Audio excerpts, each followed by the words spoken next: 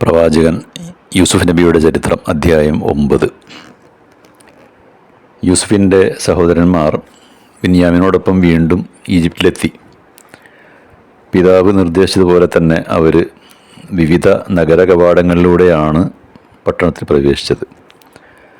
അവർ അങ്ങനെ ഒരുമിച്ച് പിന്നീട് രാജകൊട്ടാരത്തിൽ ചെന്ന് ഭരണാധികാരിയായ യൂസുഫിനെ കാണുകയും അദ്ദേഹത്തിൻ്റെ സ്വസഹോദരനായ ബിന്യാമീനെ പരിചയപ്പെടുത്തി കൊടുക്കുകയും ചെയ്തു.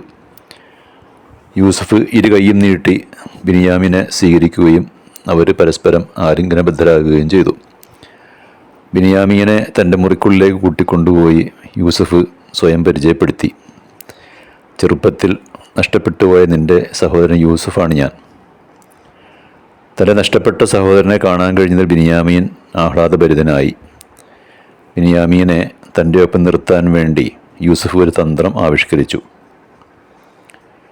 അദ്ദേഹം തൻ്റെ സേവകരോട് ബിന്യാമീൻ്റെ ഭാണ്ഡത്തിൽ രാജാവിൻ്റെ പാനപാത്രം രഹസ്യമായി എടുത്തു വെക്കുവാനും സഹോദരങ്ങൾ പുറപ്പെടാൻ നേരം രാജാവിൻ്റെ ആ പാത്രം കളവ് പോയതായി വിളംബരം ചെയ്യുവാനും കൽപ്പിച്ചു.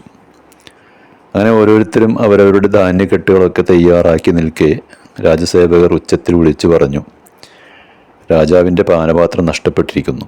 അതിനാൽ എല്ലാവരുടെയും ഭാണ്ഡക്കെട്ടുകൾ തുറന്ന് പരിശോധിക്കുന്നതാണ്. ഞങ്ങളാരും അത് എടുത്തിട്ടില്ലെന്ന് അവർ സത്യം ചെയ്തു പറഞ്ഞുവെങ്കിലും പരിശോധനയിൽ ബിന്യാമീൻ്റെ ഭാണ്ഡത്തിൽ നിന്ന് കളവ് മുതൽ കണ്ടെടുത്തപ്പോൾ അവർ വല്ലാതെ ഇളിഭ്യരായി. മോഷണം നടത്തിയവരെ 1 വർഷം വരെ തടവിലിടുക എന്നതായിരുന്നു അന്ന് അവരുടെ നാട്ടിലെ ശിക്ഷ. ബിന്യാമീനെ കൂടാതെ ഫലസ്തീനിലെ കനാനിലേക്ക് തിരിച്ചു ചെല്ലുക എന്നത് അവർക്ക് അചിന്ത്യമായിരുന്നു. റൂബീൽ എന്ന മൂത്ത സഹോദരൻ പറഞ്ഞു, ഞാൻ നിങ്ങളുടെ കൂടെ വരുന്നില്ല. ബിന്യാമീനെ കൂടെ ഇല്ലാതെ എനിക്ക് പിതാവിനെ അഭിമുഖീകരിക്കാൻ കഴിയില്ല. അങ്ങനെ ബാക്കിയുള്ളവരൊക്കെ നാട്ടിലേക്ക് പോയി. ശേഷം അടുത്തതിൽ